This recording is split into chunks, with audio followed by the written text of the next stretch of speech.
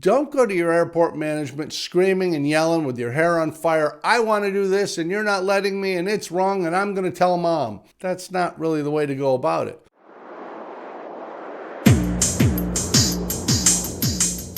Welcome back to the channel. It's great to have you here. I do appreciate you stopping by.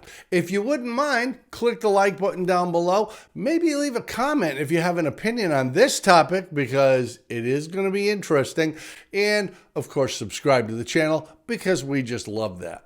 For anybody involved in aviation at any level doing anything, it will come as no surprise that aviation is a highly regulated industry. There's an awful lot going on with an awful lot of rules, and that big FAR book that you got when you were a flight student, there's an awful lot to know about. This may be why one of the vexing problems in general aviation is a lot of small general aviation airports in the outlying areas especially, where there's maybe 1-2 runways, non-towered fields. They're not particularly well run. Now, that's not a blanket statement. There are some great airports, really well handled, excellent places, and they are in rural areas.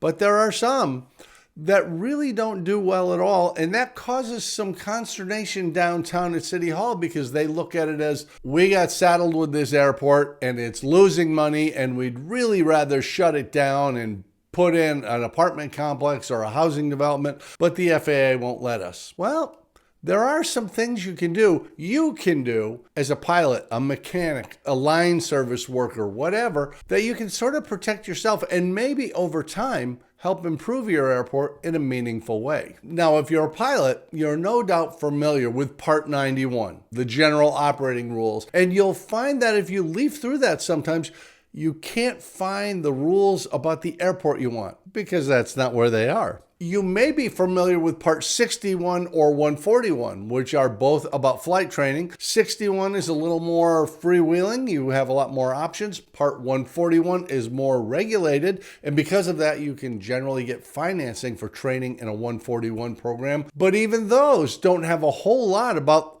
what about the maintenance shop? What about the FBO? What about the avionics shop? Is there a flying club on the field? None of that is covered in those regulations. They're covered in a completely different book that most people have never looked at. It's called FAA Order 5190.6B, Change 3. That's the most current one, and that is the Airport Compliance Manual. Many people misconstrue in the United States the Constitution. They think of it as the document that gives us our rights. Although if you read it, and it's a very brief document, we're assumed to already have our rights when we're born. The Constitution actually limits the government's ability to infringe on those rights. The Compliance Manual is very similar. And you see, it goes back to some financial things that are beneficial to us, but largely misunderstood, both among the flying population, the support staff population, and very often airport managers themselves.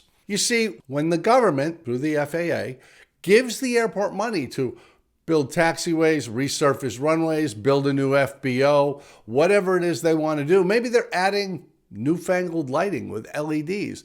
That money can come from the FAA.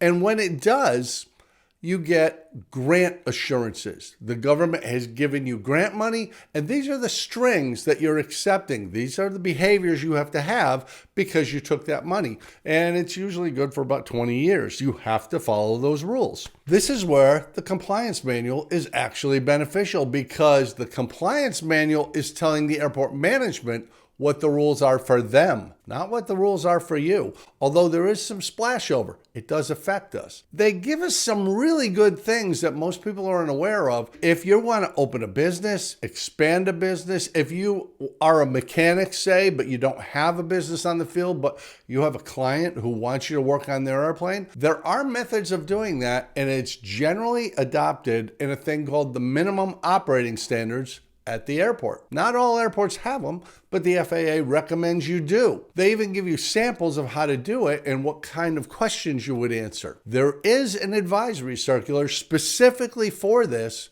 which you are allowed to read too. It's publicly available like all government documents. It's Advisory Circular 150-5190-8.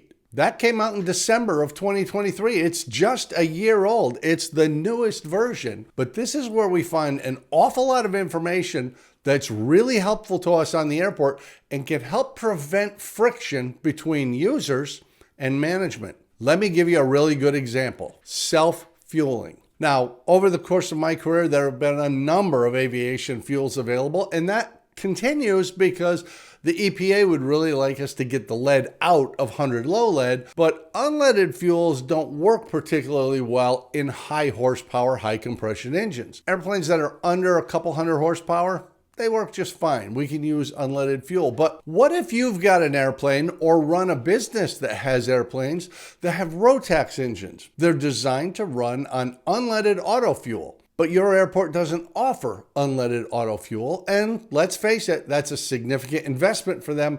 They're going to have to buy tanks and pumps and billing systems. And there's a lot to it. But does that mean you have to buy the fuel that they have on hand, even though that fuel they have, 100 low lead, will change your maintenance requirements? Your oil changes come much more frequently. There's more sludge buildup in the engine, and you don't want to use that. You want to use premium unleaded auto fuel because your engine is designed for it. It's less expensive and it works better in your engine. Well, you can. Self-fueling is completely different than self-service, and this is stipulated in the compliance manual. If you have a Rotax engine in your airplane, or if you run a school that has Rotax engines in your fleet, you can do self-fueling. That's allowed. Now, you don't want to do it without the knowledge of your airport management, but if they say, well, I don't want to let you bring unleaded fuel, we want to sell the fuel we have on hand, that's awesome. Let me refer you to the Airport Compliance Manual, 5196B,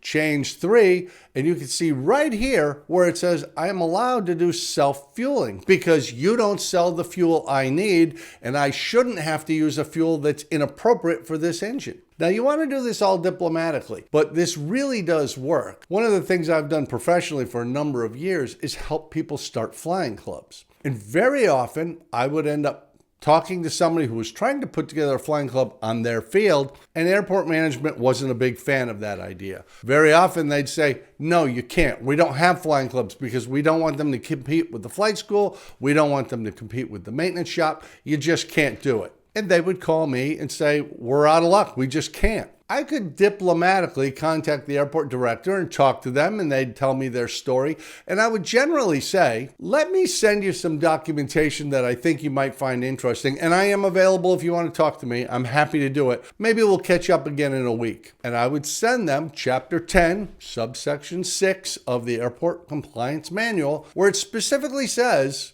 a flying club is allowed. As a matter of fact, flying clubs are encouraged. And flying clubs, if it has 5 airplanes and 100 members, has to be treated as a single individual. It can't fall under the commercial standards because they're specifically not allowed to do commercial operations. This is a great example of how understanding the rules and the FAA documentation that airport manager is required to follow, that can prevent you from having arguments and disputes and all kinds of bad blood. Because when I would call back a week later, I wondered if you had looked at that documentation and if your minimum standards still barred flying clubs. Every single time, not a lot of the time, not most of the time, every single time, that airport had amended their operating standards to allow flying clubs. Not because they're nice people, although they very well might be, they're required to. And they now realize that. That's like the self-fueling thing. There are reasons why users struggle with management, and management becomes irritated with users because they're emotionally bashing heads, when all they really have to do is find the right documentation and follow the FAA dictates. Now, it's worth pointing out, the compliance manual doesn't say you absolutely must do this in every case. The FAA does recognize that airports are very diverse. They're very unique. Maybe it's got a grass runway in addition to a paved runway. Maybe it's just got one paved runway. Maybe it's got a couple runways, but it's a holdover from the 1940s when the military had it, and 2 of those runways are closed. All these things come into play, so the airport is allowed to have a certain amount of discretion on what they want to do and what they don't want to do. But they have to fall within the parameters of the compliance manual. You just can't take the government money and say, but we're not going to allow anything to happen. An example is FBOs. If there's an FBO on your field, but you think, I could run an FBO and compete with them. I think I have a better idea.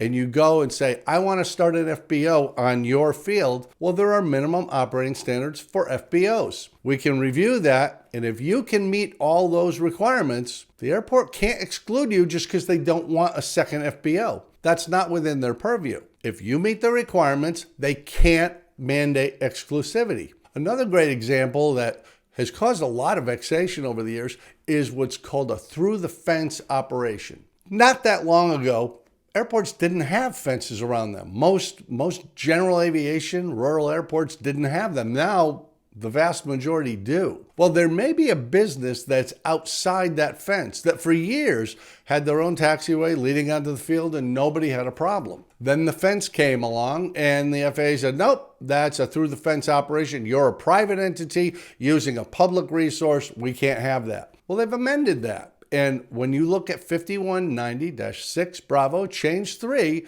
you'll see that the FAA does not encourage through-the-fence operations.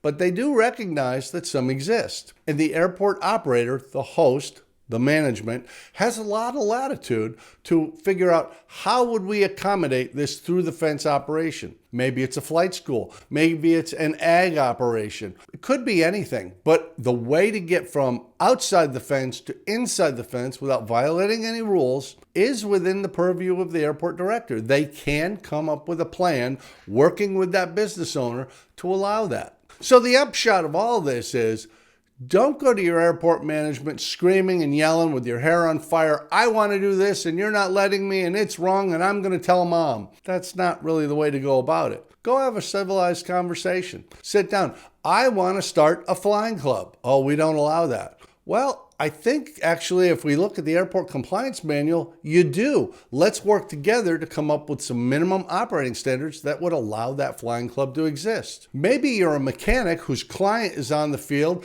You've been servicing their aircraft for years, but they moved to this airport where you don't have an office. You don't have a presence there. Go talk to the airport management. I would like to provide service to my client, just that one client. That's what they want. But I do want the opportunity if other clients pop up and say, we'd like to work with you, I'd like that. You can work something out with the airport management that allows you to be above board and provide services on the airport, even though you're not a tenant of the airport. The point is, we have a lot more ability to be successful on the airports and mold our local airport into being something that really is useful to all the pilots, all the mechanics, all the high school, college kids in the area, anybody who wants access to the airport without violating FAA rules and without putting the airport director or the airport manager in a tough spot. So go ahead and use the resources that are available to you. Sometimes the answer you're looking for won't be found in Part 91 or 61